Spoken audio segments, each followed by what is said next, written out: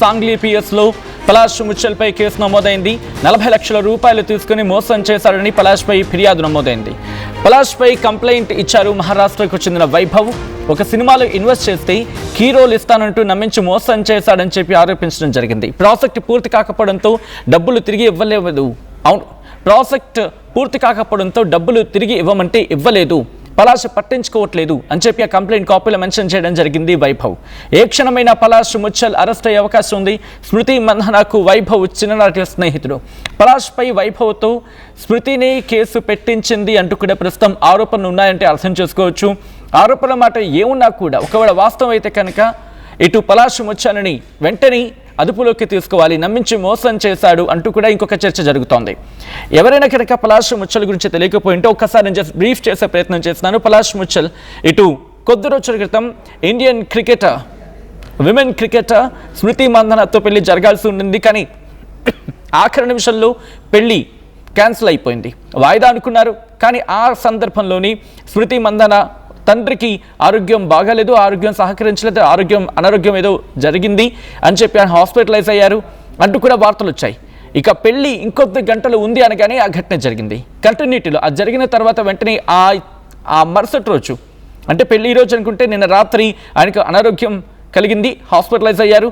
ఆ తర్వాత ఈ రోజు కొద్దిసేపటి క్రితం ముందు వరకు కూడా ఫర్ సపోజ్ ఈరోజు పెళ్ళి అనుకుంటే ముందు కొద్దిసేపటి క్రితం వరకు కూడా బాగానే ఉండింది. బట్ పలాష్ ముచ్చల్ ఒక్కసారిగా హాస్పిటలైజ్ అయ్యాడు అనేది వినిపించనమాట.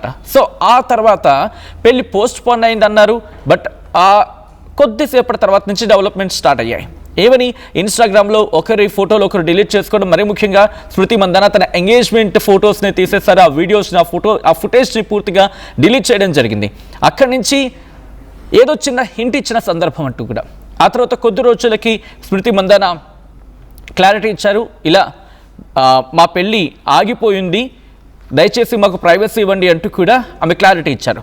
బట్ ఇప్పుడు ఈ అంశానికి సంబంధించి మాట్లాడుకుంటున్న క్రమం పలాష్ ముచ్చల్ తనని మోసం చేశాడని చెప్పి ఒక వ్యక్తి కేసు నమోదు చేయడం జరిగింది. దానికి సంబంధించిన బ్రేకింగ్ న్యూస్ చూస్తున్నారు. పలాష్ ముచ్చల్పై కేసు నమోదైంది. స్మృతి మంధన మాజీ ప్రియుడిపై చీటింగ్ కేసు నమోదైంది. మహారాష్ట్ర సాంగ్లీ పిఎస్లో పలాష్ ముచ్చల్పై కేసు నమోదైంది.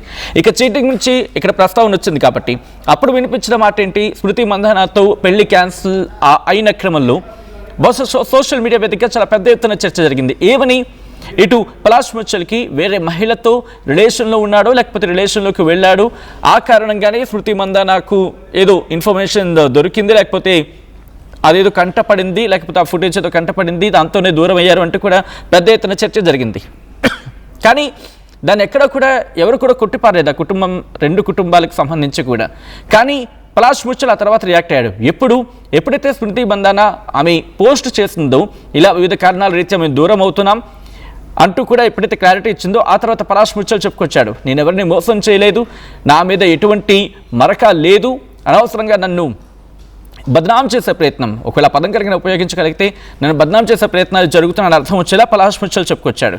బట్ ఇప్పుడు అదే పలాష్ ముచ్చల్పై మళ్ళీ చీటింగ్ కేసు నమోదైంది.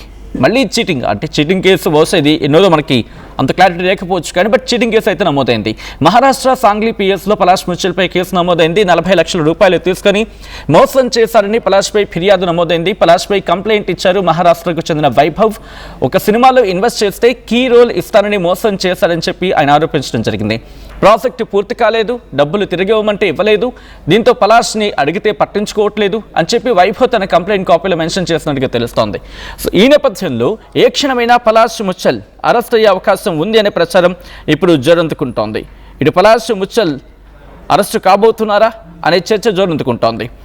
ఈ నేపథ్యంలో స్మృతి మంధనకు వైభవ్ చిన్ననాటి స్నేహితుడు అనే విషయం తెర మీదకు రావడంతో పలాష్పై వైభవ్తో స్మృతి మంధనానే కేసు పెట్టించింది అనే ఆరోపణలు ఇప్పుడు వినిపిస్తున్నాయి. ఈ నేపథ్యంలో ఇటు పలాష్ ముచ్చల్ అరెస్ట్ అవుతాడా? ప్రస్తుతం దీనికి సంబంధించి చర్చ జోరందుకుంటున్న క్రమం మీరేమనుకుంటున్నారో కమెంట్ చేసే ప్రయత్నం చేయండి.